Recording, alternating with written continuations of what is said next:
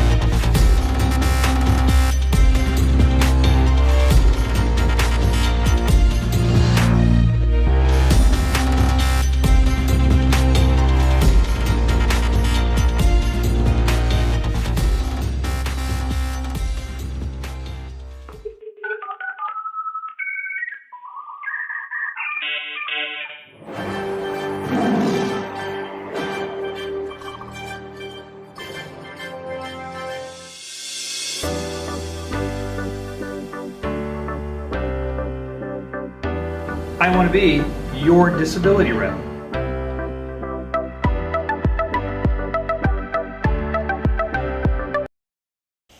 And we are back. So back to school, huh? Back to school. Does that have an issue on our disability claim? Well, it does. It most certainly does. Tell me all about it. Well, a lot of times people have this this idea that if they go back to school, get retrained, then they maybe they'll go do something easier and return to their workforce. It's a very valid thought process. But unfortunately, the good folks over at Social Security looks at the commonalities between school and work, and a lot of work looks like school. And so when we find ourselves back in a classroom setting, for sure, it's really not all that different than a work setting. And Social Security kind of looks at it and says, gosh, if you can sit through class, pay attention, take notes, handle that and survive, then maybe you could sit and do something similar in the workforce. Well, that's understandable. Now, how do they take into consideration that, if you're in a classroom setting, you're probably sitting there for 50 minutes, maybe 70 if it's one of those 2-hour classes, and then you may have often a 3-hour break. Yeah, and the thing with Social Security, when we talk about like a sit-stand option, for example, the need to get up and move around, if it's really more than about 30 minutes that you're capable of sitting, it becomes a real problem with Social Security. Okay. Because a lot of times in a work setting, and you'll know this if you think about to the work you do, a lot of times you're up, you're walking to the copy machine, or you're running errands in the office, or you're doing something. A lot of times, unless you're telemarketing, you don't sit for long periods of time. Yeah. There's some ability to get up and move about anyway. The other thing that comes up with school a lot of times is that if you think that you can do it and you think you can be retrained to go back into the workforce, then why wouldn't Social Security draw the same conclusion? Yeah, absolutely. Yeah. And we just kind of overlook how common the work is, or how much commonality there is between the work and the school. There are people who sit and take notes. There's folks that fill out forms, application forms. People do surveys. It's all very similar when we think about it. But the one thing that we got to keep in mind, if I may, is that school's not like school used to be. True. Yeah. Okay. I had a anthropology professor that would just simply get up and lock the door when class started, and that was it. You were just out of luck. And I'm sure you had similar horror stories. But now people do school from home. Right. Yeah. I had a client tell a judge one time that she listens to the lectures on her laptop while she's in the bathtub, soaking her back. Yeah. People are in their pajamas. They're in bed. It's just not the same as it used to be.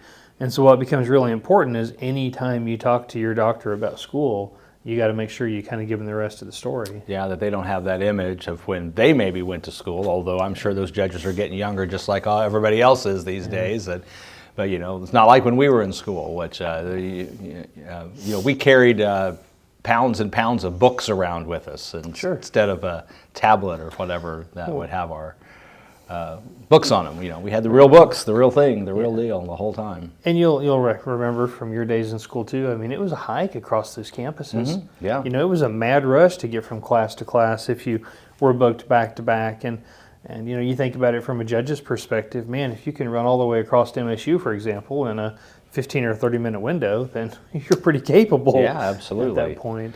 Not realizing that we don't do that so much anymore. So it's like everything else with Social Security. You know, you have to take that extra step and tell them the rest of the story, help people to understand. And when we do hearing prep with clients, a lot of times I'll tell them, don't let the judge's imagination have any room to grow. Cut it off. Tell them the way things are. Don't let them imagine it. Yeah, and this is another perfect example. Yeah, no, that's smart.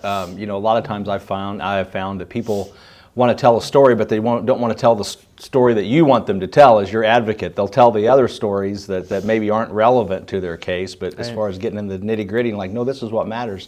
Those are sometimes things they don't want to talk about. Well, and that's especially true when we talk about Social Security hearings, because a lot of people want to go in and convey to the judge that I'm here as a last resort and not a first resort. Yeah. And so there's this kind of, it's not really defensive, but a little bit. Well, there's probably some pride involved in that too, and I can totally see how, as an applicant, they would think, hey, I don't want the judge. The judge might deny me if they think I'm just here just being a greedy person trying to get disability so I don't have to work. So they're trying to make the case. I assume that, hey, that's not who I am, but that obviously can backfire. That's for sure. And you know, we all know examples of people who are on disability, and we scratch our head and wonder why. And sometimes that's just because we're ignorant to what's really going on in their lives. Sure. Other times it's kind of this variance in what judges will approve. Yeah. I tell this all the time. You know, I've been in front of a judge that approved 9% of the people that they saw, and I've also been in front of a judge that approved 84% of the people that she saw. Yeah. And so, you know, maybe the person you can't understand why is on disability just went through the right judge. Yeah, it could be. Hey, if you have questions about a potential disability claim for yourself, give Roy a call. He'll talk to you today. Give him your number, Roy. The 417-812-6698 rings directly to my desk, and I answer that phone. So no paralegals, no receptionists, just give me a call directly. All right, you do that, and join us next week for more Disability Rep here on Planet 417.